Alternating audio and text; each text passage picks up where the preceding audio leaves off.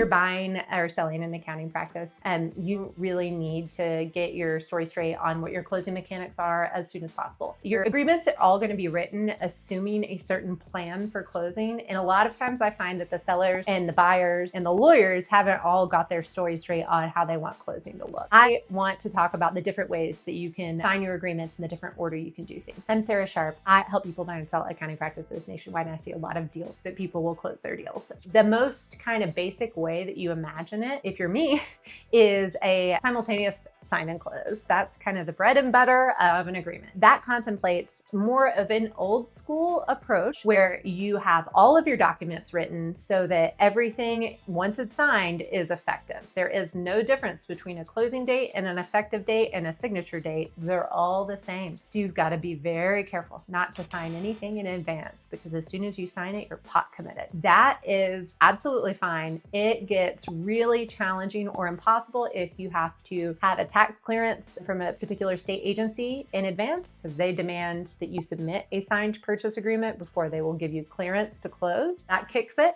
Or if you have a bank, usually the bank will want a signed purchase agreement before they will schedule your closing date. For that reason, I do almost most as a delayed sign and close. So my goal continues to be, and I sometimes achieve it and sometimes don't, an anticlimactic closing. So in order to effectuate that, as soon as the parties are set on their purchase agreement, I really want them to sign it and just be done with it. You can do that as long as your agreements are written for it. As long as your agreements contemplate the parties will sign this when they can, and that closing will happen at a future date when they decide. And there always needs to be some outs that can happen in between those 2 points under certain circumstances. In my agreements, I call those conditions precedent, and they always include at least one thing, which is financing. When the pandemic rolled through, there were a lot of letters of intent out, and a lot of people who were really close to closing their deals, only to find out that their particular financing source, whether it was SBA or another bank loan, got frozen or pulled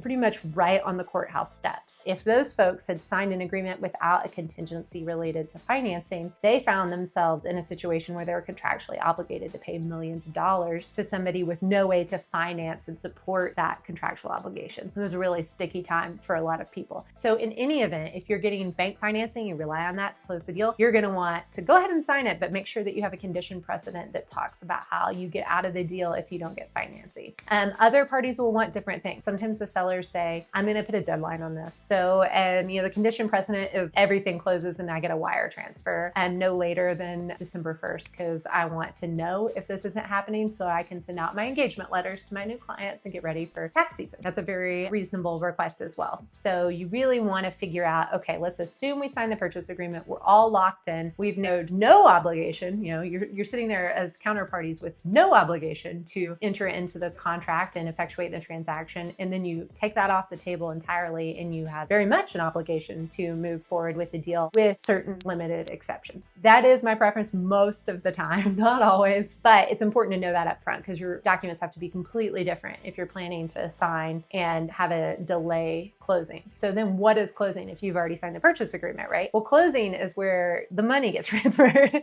and really important specific documents are signed the day of actual closing. Usually I want my promissory note, my bill of sale, my assignment and assumption, and a closing certificate at least to be signed the day of actual closing, not that earlier signature date of the purchase agreement. We get the purchase agreement off the table, and then the day that the wire transfer is made, that's when you're signing your note. Because it's a negotiable instrument like a check. You don't want to just sign that if it's not effective yet. So your note, your bill of sale, same thing, right? It's something that shows legal ownership is transferred, and the same with the assignment and assumption. And a closing certificate exists for this context, because what a closing certificate does say, hey, I'm the seller. Everything I promised in the original purchase agreement remains true as of today, this day of closing. And so it pulls all those reps and warranties that maybe were made a month and a half ago when you signed the agreement up through the closing date. So that's what stretches that out and make sure that you don't have any gaps the promises and the coverage that you got in those promises in the purchase agreement. So for me, that is the best closing mechanic, but there are situations in which a simultaneous sign and close make more sense. And there's circumstances in which signing the agreements but holding the signatures in escrow makes sense. So if you have ever heard of this, let's hold the signatures in escrow. I misunderstood it the first couple times. I heard it before I was a lawyer and even as a baby lawyer. And there is no escrow or title agency related to this legal fiction of holding signatures in escrow. It is just we all agree that something is going to happen a certain way. So we'll sign the agreement and say we're going to hold the signatures in escrow pending everybody's subsequent release of those signatures from escrow. And all that really means is these are not effective until everybody by email later says, okay, we released from escrow and these are effective. It's a little bit janky, and I certainly wouldn't do it in a situation where there's likely to be contested